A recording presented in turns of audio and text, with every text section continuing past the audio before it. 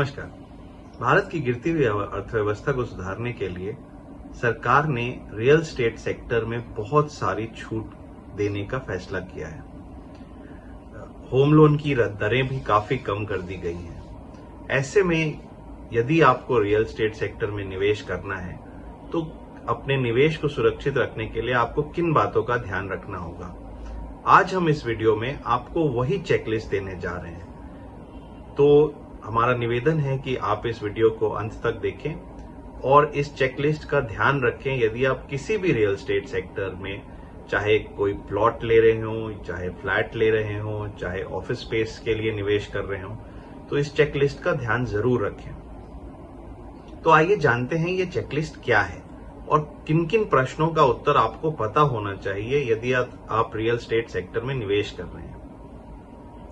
सबसे पहली चीज जो आपको पता होनी चाहिए कि आप किस प्रकार की प्रॉपर्टी खरीदने जा रहे हैं। क्या ये एक प्लॉट है, क्या ये एक फ्लैट है, क्या ये ऑफिस स्पेस है या कोई और कमर्शियल प्रॉपर्टी है। और यदि एक कमर्शियल प्रॉपर्टी है या कोई फ्लैट है तो ये फ्लैट आप बिल्डर से खरीद रहे हैं या सेकेंडरी सेल में किसी और ओनर से खरीद रहे हैं। प्रॉपर्टी के नेचर का आपको जरूर पता होना चाहिए। आपको इसके साथ ही ये भी पता होना चाहिए कि आप जिस पर्पस के लिए ये प्रॉपर्टी खरीद रहे हैं, क्या मास्टर प्लान में लैंड यूज उस चीज के लिए अलाउ करता है उस प्रॉपर्टी को या नहीं।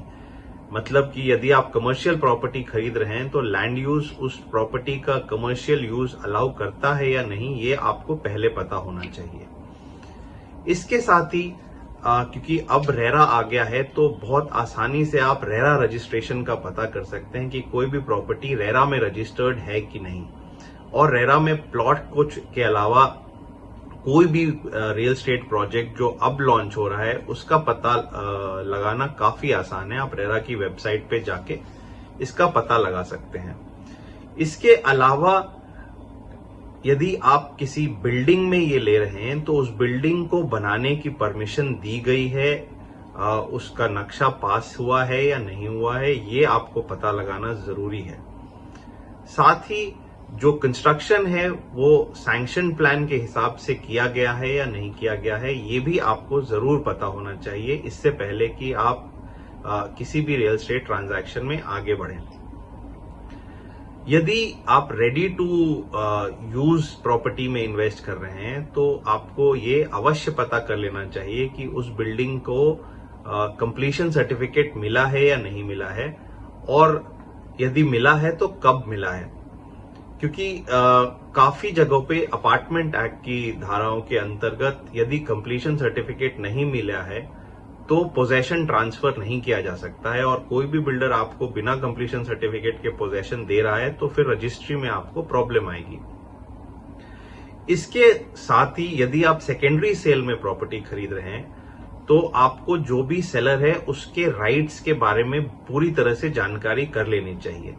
यदि वो एब्सोल्यूट ओनर है या कोई और भी क्लेमेंट्स हैं प्रॉपर्टी के, उसके अलावा किसी और का भी राइट है प्रॉपर्टी में, ये आपको जरूर पता कर लेना चाहिए।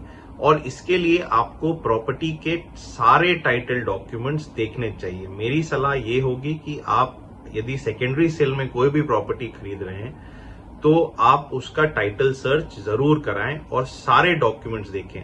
टाइटल सर्च सिर्फ सेलर के दिए हुए डॉक्यूमेंट्स से नहीं बल्कि उस एरिया के सब रजिस्ट्रार या रजिस्ट्रार के ऑफिस में जाके भी उस प्रॉपर्टी के बारे में जानकारी जरूर प्राप्त करें।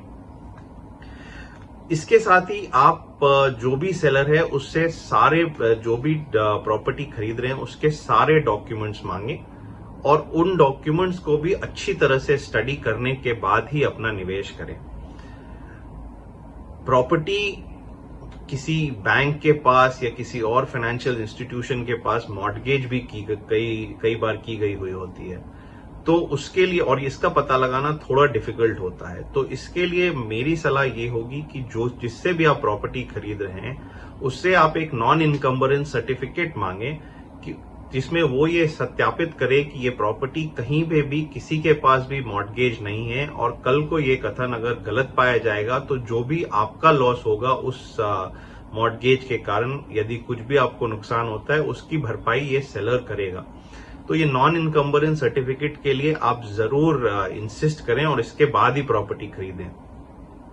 इसके साथ ही आप ये भी पता कर लें कि उस प्रॉपर्टी पे किसी और का कब्जा तो नहीं है, उस प्रॉपर्टी में कोई किराएदार तो नहीं है, और यदि है तो फिर आप इस बारे में जरूर नेगोशिएट करें कि प्रॉपर्टी आपको वे खाली करा के दी जा रही है या टेनेंसी के साथ दी जा रही है। इस बारे में जरूर पता कर लें, और इसके लिए सबसे आसान तरीका है कि आप खुद जाके प्रॉपर्टी चेक करें और उसके बाद ही सेलर की बात पे भरोसा करके अपना निवेश करें। इसके साथ ही उस प्रॉपर्टी के ऊपर कोई लिटिगेशन चल रहा है या नहीं चल रहा है, किसी ने कोई केस तो नहीं किया हुआ है, ये भी जरूर आप पता कर लें, क्योंकि कई बार ये चीजें सेलर जो है वो छुपा जाता है और बाद में बायर्स को नुकसान उठाना पड़ता है। इसके साथ ही जो सेलर है उसका राइट, जैसा मैंने पहले भी बताया, यदि वो खुद ओनर है तो उसके राइट के बारे में जांच करें। यदि वो पावर अटॉर्नी के द्वारा प्रॉपर्टी किसी और के बिहाफ पे बेच रहा है तो उसके बारे में भी पता कर लें। एक और चीज जो आपको ध्यान में रखनी पड़ेगी कि उस एरिया के local laws property transfer allow करते हैं, और यदि करते हैं तो उन लोकल लॉज का कंप्लायंस हुआ है या नहीं हुआ है। जैसे आप नोएडा या ग्रेटर नोएडा में एक सेकेंडरी सेल में प्रॉपर्टी खरीद रहे हैं तो आपको नोएडा अथॉरिटी या ग्रेटर नोएडा अथॉरिटी से ट्रांसफर की परमिशन लेनी होती है। इसके साथ ही कई बार ग्रुप हाउसिंग सोसाइटीज में प्रॉपर्टी ट्रांसफर के लिए ग्रुप हाउसिंग सोसाइटी से नो ऑब्जेक्शन लेना पड़ता है। तो आप जरूर पता करें कि आपका जो भी आप प्रॉपर्टी खरीद रहे हैं वहां लोकल लॉज आपको अलाउ करते हैं कि नहीं करते हैं, और करते हैं तो उसके कंप्लायंस के लिए सेलर क्या क्या कदम उठा चुका है। इन सब बातों के ध्यान में रखने के बाद ही आप जो भी प्रॉपर्टी का डॉक्यूमेंटेशन करें वो बहुत ही ध्यान से करें, क्योंकि आपका सारा राइट उसी डॉक्यूमेंटेशन से फ्लो होगा।